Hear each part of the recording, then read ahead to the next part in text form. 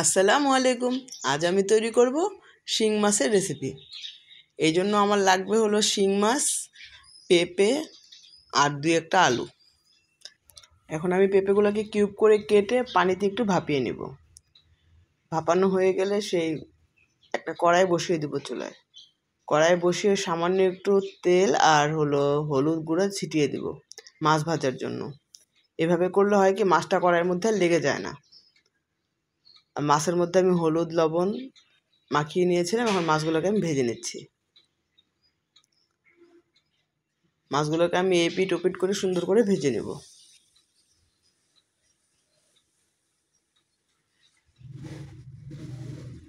মাছটা ভাজা হয়ে গেলে আমি এখন নামিয়ে নিব।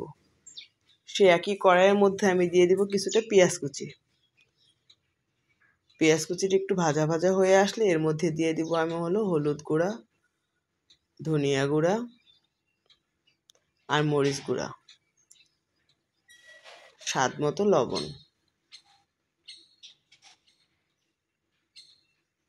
আর দিয়ে দিব এখানে আদা রসুনের পেস্ট।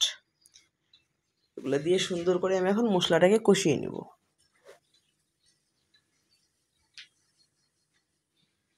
সামান্য একটু পানি দিয়ে দিব।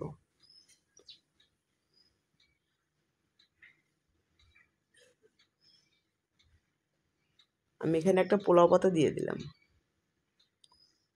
এখন আগে থেকে ভাপিয়ে রাখা সেই পেঁপে আর আলু আমি এখানে দিয়ে দিলাম। দিয়ে মশলার সাথে এটা সুন্দর করে আমি কষিয়ে নিব। ঢাকনা দিয়ে আমি 5 মিনিট রান্না করব।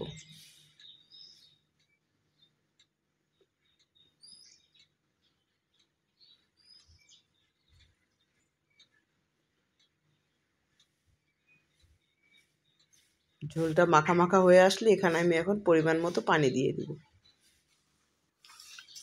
পরিমাণ মতো পানি দিয়ে এখন আগে থেকে ভেজে রাখা সেই মাছগুলো আমি এখানে দিয়ে দিব।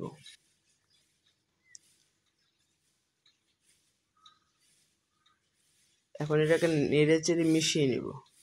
মিশানো হয়ে গেলে এটা আমি এখন ঢাকনা দিয়ে 10 মিনিট রান্না করব, পেঁপেটা সিদ্ধ হওয়া পর্যন্ত।